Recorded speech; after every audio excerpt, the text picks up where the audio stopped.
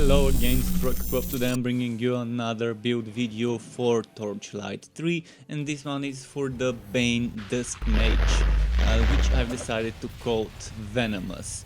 So the Venomous Dusk Mage build is, as you might have guessed from the name, using Venomous Maw as a major source of damage, and I've decided to include Absolver for the light skills damage and energy spike as the dark skills damage, and dark spears helps build the dark buff bar. And ideally, something that you would notice that I don't have is Imbue Relic. Imbue Relic is a major part of this build.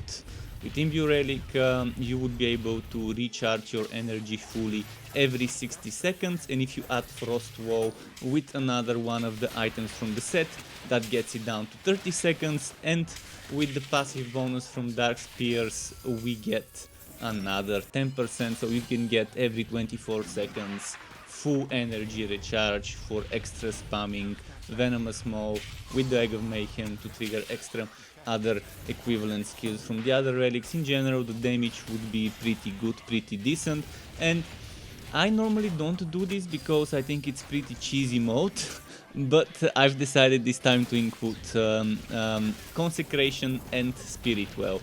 You use Consecration for boosting yourself, and then you use Spirit Well to trigger that extra bonus damage, 15% per Spirit Well summon inside Consecration. It goes up to 5, so you can get another 75% extra damage while you have 5 allies from Spirit Well inside the Consecration. I only used level 2 Spirit Well, but with just 1 point. If I take it from Light Spear level 5 and make it level 4 and then put it there, I can get an extra ally and get that damage. There is a segment coming next for the skills where you would see how to do that.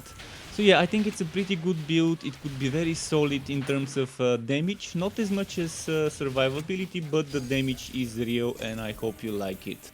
I've set up the skills for this build in the following way. I'm gonna first show you the light, just quickly without talking about it, then the dark, and then the relic skill point evocation. So it's 24, 20, 26. Now I'm gonna talk about each of those and why I took it, and if you want to skip ahead to the legendarium, you can do it now if you don't need those explanations. Holy Bolt level 4 because it gives us extra passive 20% light skills damage. We don't use it as an active, just for the passive. Absolver, it's one of the main sources of damage, excluding Venomous Maw. It's our second best, or maybe even equally as good source of damage, and I strongly suggest focusing on gearing up towards increasing Absolver damage, because you can't increase Venomous Maw damage, unfortunately. So this is maxed out. This one for the damage multiplier to relic skills, which applies to Venomous Maw, and you can use it as an active skill temporarily until you find Imbue Relic, the same way I'm doing. Or you can even use it all the time and just get rid of Light Spear from your from your skill bar and use Imbue Relic there. But ideally, one of those two skills needs to go when you find Ancient Ember Boots to get Imbue Relic, which I don't have, unfortunately, right now. Consecration. Now, I think just 1 point plus the 2 points from the Celestial set is good enough to give you that extra large radius and to get that knockback. It's not terrible to have this little extra damage. I mean, yeah, you do get definitely 5% extra damage per level, and you can even heal when you get the tier 3 bonus, but even without it, it's okay if you just keep it at level 1 plus 2 for the tier 1 bonus. Now, moving on to the dark side of things, maxing out energy spike is something I recommend. If you want extra skill points, you can probably keep that at 8 plus 2 and get yourself 2 skill points to spend elsewhere if you feel the need for those. Then Dark Spears as an active and passive, and we need that passive cooldown reduction, and it really helps build dark buff bar. And just pay attention with one cast from 0 dark buff bar on 3 enemies how far we can take this. You can see it's probably gonna end around here somewhere, which is pretty good. I mean, we got more than half of it from just 3 enemies. So you can see why I like using Dark Spears in most of my mage builds, probably in all of my mage builds. Then another thing you want as an active and passive is Shadow Step Tier 2. Tier 2 for the mana regen. I get this very early in the game, so I have no problems with the mana regen in the early levels. And I don't care about the tier 1 bonus. I don't try to hit enemies at the starting location to get mana. But it's good to know that it's there. And it's very good mobility skill. It can teleport through walls, through obstacles and stuff like that. Something that Luminous Run just can't do. Unholy Bolt. Passive only skill. It's the equivalent of Holy Bolt just for the dark skills. It gives us 20% dark skill damage, which increases the damage of energy spike. Dark Spears. Those are the 2 dark skills we use. Some people might prefer to remove those 4 points because some people would say, hey, I'm not using energy spike as much for the damage as I'm using it for building the dark buff bar, and the same goes for dark spears. And some people might be, okay, let's remove 2 points from energy spike and the 4 points from unholy bolt and put them elsewhere. And there are places where you can put them, such as extra crit chance for your light skills if you feel the need of such. I don't feel the need because you're gonna find out later in the gear segment. But basically the Woods Beast boots and the pet aura for crits maxes my crit chance. But some people might want, for example, to max out light spear or to max out consecration and just to put the points there. And that's not bad. That's not bad. Now let's move on to Damnation. Damnation is there for the relic energy charge regeneration. Stacking this 10% with this 25% gives us another 35 total. And if you have some energy recharge from gear, you can probably get that up to like 50%. You've probably noticed I'm not using Arachnid Assault. If you decide to remove some 2 points from here and 4 points from here, you can probably put them into Arachnid Assault, so you can have 6 points into Arachnid Assault. And that's okay.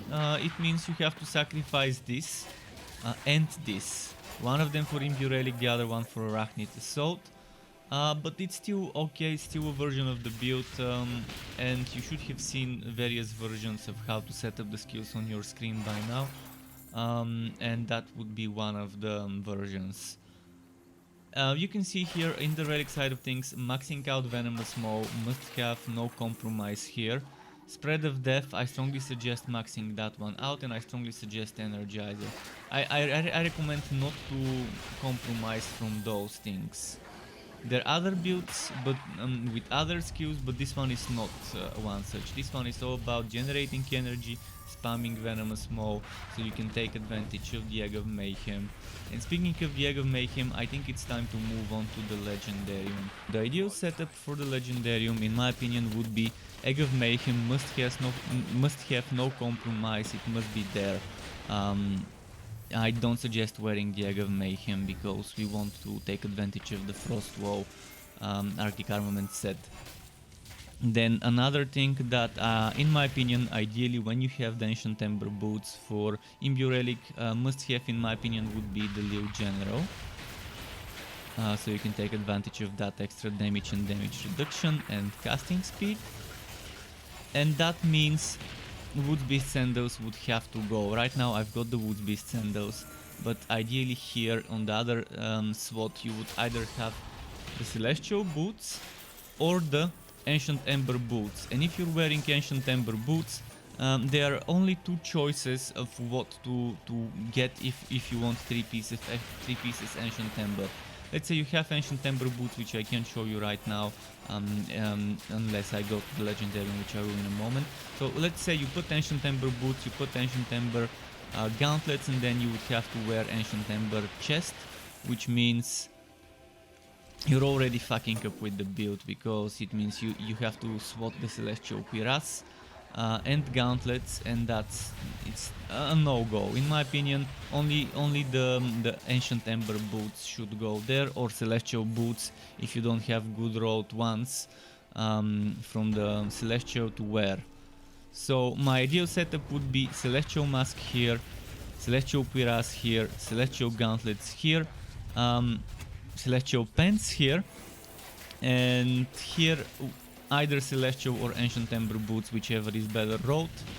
Wear one, swat the other, and then wear more about what else to wear, but I'm gonna say it's Frostwall here and one of those two weapons here. And that would give you options with the Imbue Relic and with the Lil General. So I think that's it about the Legendarium. So I'm gonna say it again: Egg of Mayhem, Lil General, and then either Celestial Boots or Ancient Ember Boots.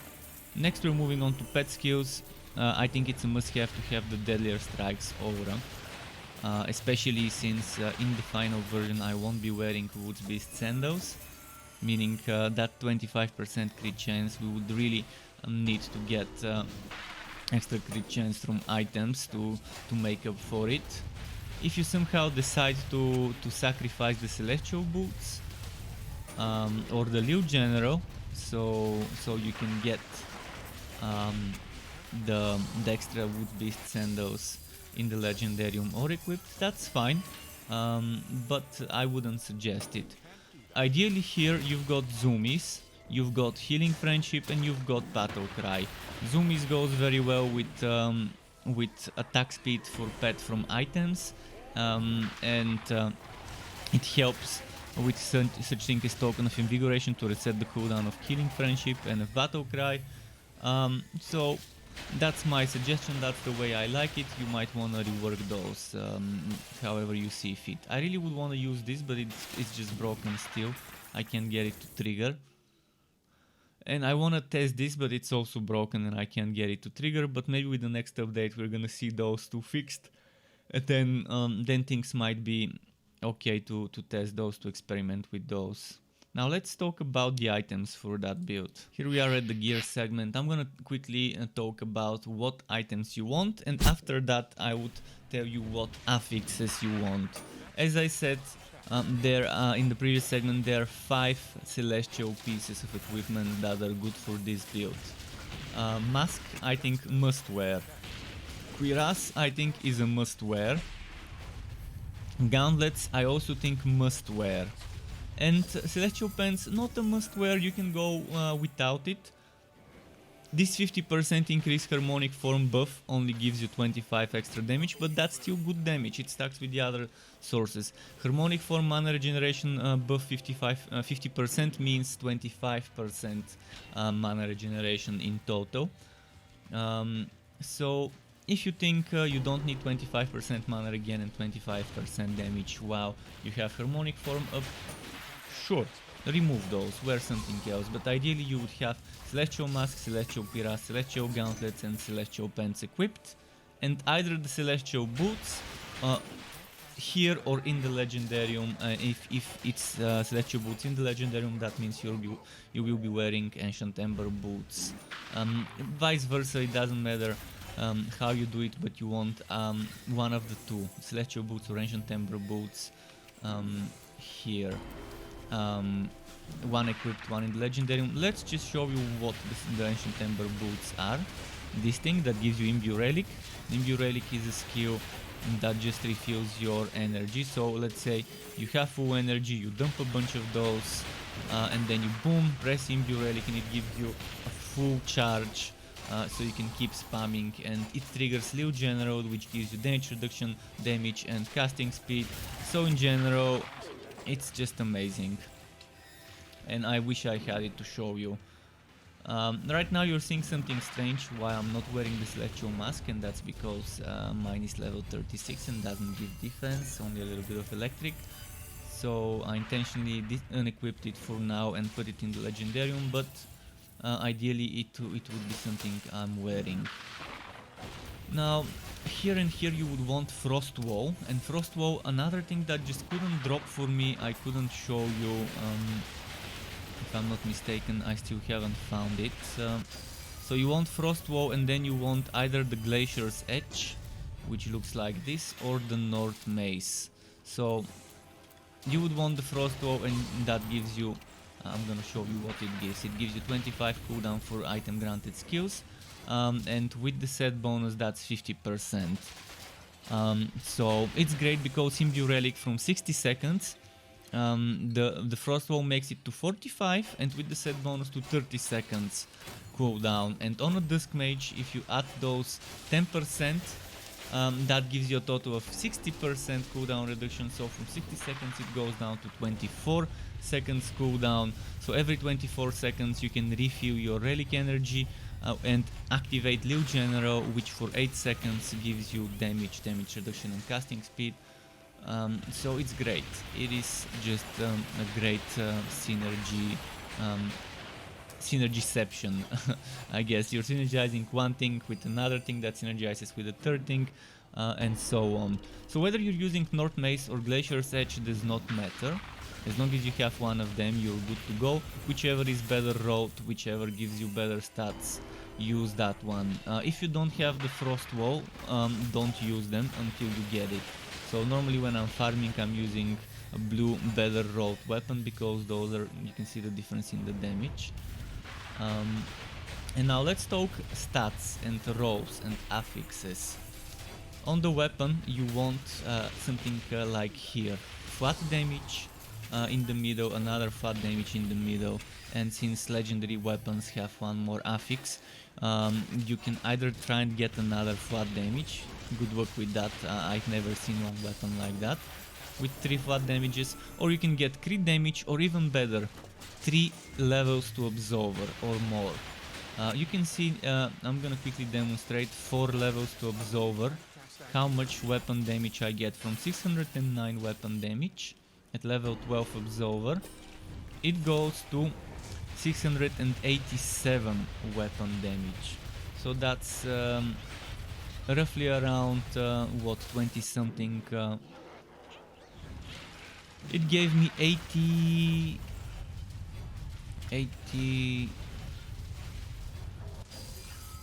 almost 80. It gave me 78 weapon damage. But the better your Absolver damage, the better this changes. So if I equip something that gives me damage to Absolver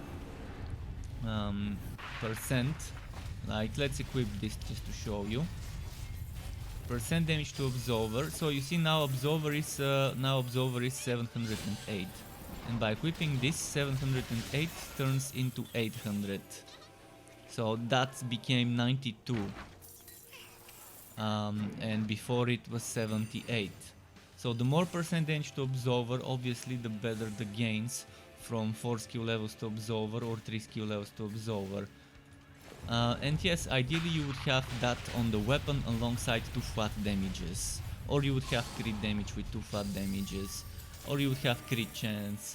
I mean, just some of those good rolls. Obviously I'm not expecting you to get triple flat damage, because unless they add a system to reroll the affixes, this seems like impossible. But flat damage, priority number 1, priority number 2 would be crit damage or levels to Absolver, and or levels to Venomous Maw if you can get it. And then priority number 3 would be things like crit damage, crit chance, and then after that is other things like freeze, shock, etc. They're not so bad. On the shield you want the socket, and in the socket you want this type of chance to poison, which you get from the elemental thing here. When you click on the shield, you click on elemental bonus. You don't want poison chance affixes, you want this one, chance to poison for X base damage for X seconds. This is additive, so if you have it from other sources, it's gonna add up the poison chance, the poison damage, and the poison duration.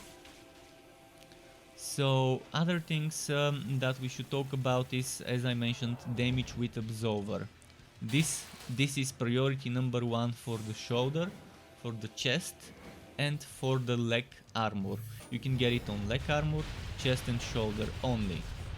And ideally at level 60 you would have something close to like 30% without the challenge bonus on a legendary item, and then I don't think the challenge bonus should exist in the game, so ideally this will get removed, but with the challenge bonus at max level you can get that to like 75% damage to Absolver, and that's 3 pieces of equipment. So for the shoulders, apart from damage with Absolver, you would want things like crit damage as priority number 2, and then other good things are more defenses, or block chance, or evasion, or poison duration, but you must have defense at the top and defense in the socket. That applies to every single piece of armor. Defense at the top, regular defense at the top, and then in the socket ideally regular physical defense, because physical defense applies to all types of elements, and then the elemental defense gets added on top of it to give you the elemental number. So this 38,000 is included in this 52 and this 60 and this 61. That's how it works.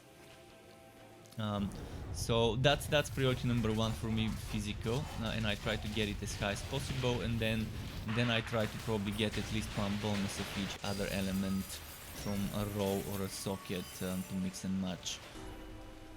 So on the chest, priority number 1, as I said, damage to Absolver as percent, and then priority number 2 would be flat damage, it can roll on chest armor. Priority number 3, crit damage. Priority number 4, percent ice damage. Why ice? Because North Mace and Glacier's Edge always rolls with the highest damage at the top that you see being ice. But if you're using something else, like for example with this, I would want fire, but again that's priority number 4, so it's very low on the priority list. For the pants, as I said, Absolver max priority as extra damage. Priority number 2 used to be flat damage, I think they removed it from Lex, you can no longer get flat damage, but if you still can, then sure, get it as priority number 2, and then goes crit chance. Crit chance, on this build we want crit chance here and here because we're not using Wood Beast Sandals in the final build setup. So that brings us to the helmet. Crit chance, you really want crit chance here. Extra levels to Absolver, perfect. Extra level to Venomous Maw, not a bad thing as well.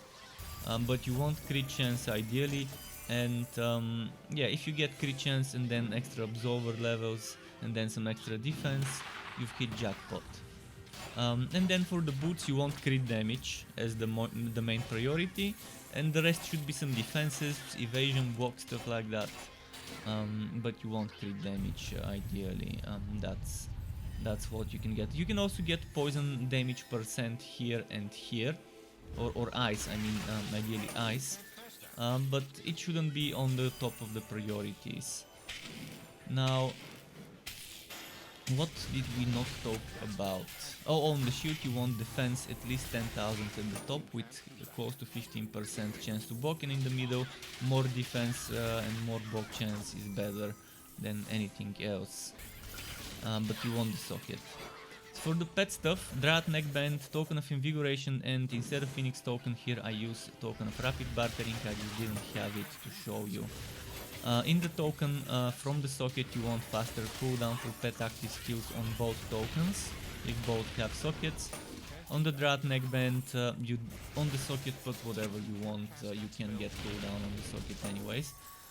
So on the Drought Neckband and the two tokens you want faster cooldown for pet active skills and attack speed, which unfortunately I don't have one to show you, maybe in the storage.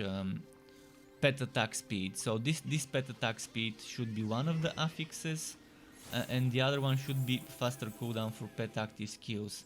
So here, here and here, the two affixes, cooldown for the pet and attack speed for the pet. The attack speed stacks very well with zoomies, and with Token of Invigoration and with Drought Neckband, because this is on pet hit. Faster attack means more hits, meaning more proccing of the heal, more proccing of the cooldown reduction, and then that stacks well with the cooldown reduction, and the pet will be spamming its active skills more often. So that's the synergy I like using. Apart from that, I think we've probably talked about everything except the gauntlets.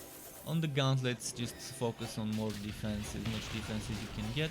You can probably get things like poison duration, or duration to things like some skill or whatever, but we're not using things like miasma in this build, so it doesn't really matter.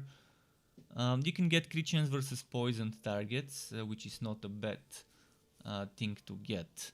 And I think this pretty much sums up the gear. Now let's talk about let's show you more gameplay footage. Here we are at the gameplay segment where I show you more footage of the build in action and talk about how to rotate the skills. Just like any other Dusk Mage build, it's important to get harmonic form, meaning you need to build the dark and light buff bar, and this is why we have Absolver for the light buff bar, and then we have Dark Spears and Energy Spike for the dark buff bar. Ideally you would start with making Consecration and then Spirit Well inside the Consecration, or you would get the summons, see where they end up, and then go next to them and do Consecration so that you can get that bonus damage. Then do Dark Spears where the enemies are clustered, do Energy Spike and start doing Absolver. As you do that, you're building energy for Venomous Maw, and you can either wait to build up enough for a few hits or use it as soon as it's ready. Ideally I would use at least the first one as soon as it's ready and then maybe let it build up for a while. And eventually once you build harmonic form, if you have saved up some energy for a bunch of Venomous Maw hits at once, it would be very good damage. Ideally you would have Imbue Relic, and you would have the Lil General in the Legendarium, and when you use Imbue Relic that gives you 8 seconds extra, 25 damage and damage reduction and casting speed, but I didn't have this. But I think it's pretty clear. Ideally you just want to make sure you're building the dark buff bar and light buff bar as quickly as possible, and that you are using Venomous Maw at least once to make sure the poison is on the enemies, and then reusing it every now and then, but saving up energy for big nuke bursts when harmonic form is there. So hopefully that's clear, hopefully you enjoy playing the build as much as I do playing it, and that pretty much sums it up. To get notified when I upload more content for this game or other games like this one, which would be wooters of all varieties, isometric, third-person ARPGs, wooter shooters and all sorts of wooters like that, you could subscribe to my channel and hit that bell button to not miss out on my content updates. And optionally you can even join as a member of the Struck Club on YouTube as a channel member to get access to exclusive perks such as special emotes custom made by me, special badges custom made by me that represents how many months you have been a member for, as well as opt-in of editing tutorials that I can give for Photoshop, Adobe Premiere, as well as shoutouts and things like that. And I would like to use this part of the video to thank all my YouTube members and Twitch subscribers. Thank you for supporting the channel and keeping me going. Thank you also for watching this video, everyone. Keep it cool, Struck Club. Until next time, and goodbye.